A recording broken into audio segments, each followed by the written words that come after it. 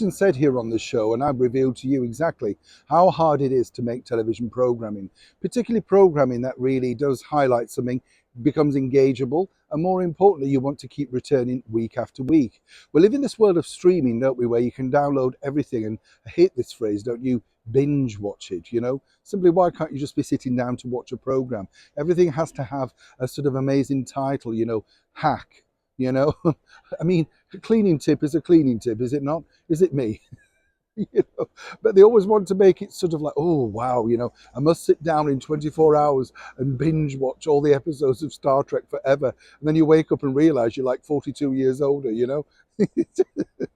Just ridiculous, isn't it? Now, here's the bigger problem for Harry and Meghan. As we know, they've released 2 trailers now so far as we're recording this. Could be more on the way. And it's just more of the same, isn't it? You know, if I was Oprah Winfrey, I would definitely think I got the best of it, you know, because the bottom line is now we're going to be hearing more and more, as one knows, all about really their difficulties, you know, the strain of having to live under rent-free accommodation in a beautiful palace, a castle, you know, horse and carriage at your beck and call, the pick of the finest jewelry from, of course, our late and wonderful monarch for your wedding. You know, it was, I mean, really, who walks away from that?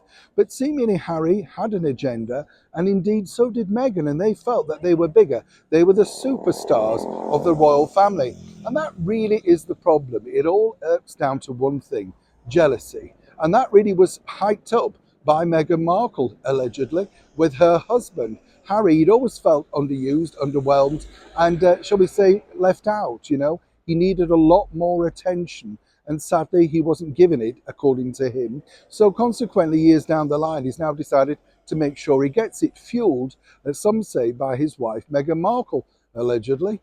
Now, what's interesting here is they've got themselves into very big hot water with their biggest employer and paymaster, which is interesting to say the least, Netflix, because they're very, very concerned about this misuse of footage, of pictures within the trailers. They had hired Harry and Meghan, along with a very expensive team, to produce a content that naturally should have been researched, and more importantly, as I often say here on the show, made sure that it was compliant to the Netflix, you know, rules and regulations. Where they are a big company, you know, they're teetering on problems now. People are leaving them in droves because of the cost of living crisis, and for many reasons as well, other than the fact that they simply can't afford it.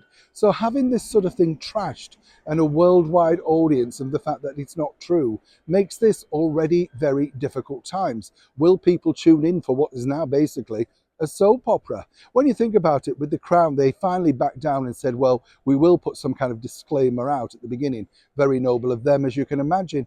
But what's interesting here is, on a trailer of this thing where it's supposed to be the truth, and you're using footage that's just been lifted from stock, you know, from kind of the YouTube stuff, really be careful, because the bottom line is, how can people truly believe you're being chased by the paparazzi when the people there were saying that never happened? We were invited in. It makes a mockery of it. Now, as we know with narcissists, the problem that they have is they don't see reality. So consequently, again, this will be spun by their dedicated admirers as simply victimization, picking on them, the race card. You get the picture. But either way, they can say all of that. The bigger problem now is, will Netflix stick with them, knowing what a disaster this is now looking? Yes, they'll get eyeballs to screen. They may get people streaming it down and downloading it. Will they stick with it for the 6 episodes? Ooh, I know. Can you imagine 6 episodes of this?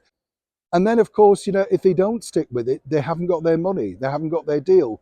We already know that Meghan has decided she's distancing herself away from this when she claimed in that interview with Variety, it's through their lens. Basically, not my idea, didn't sign it off, not happy with it.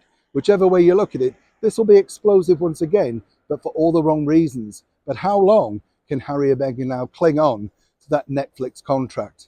As ever, when I know more, you'll know more. Neil Sean in the very heart of London.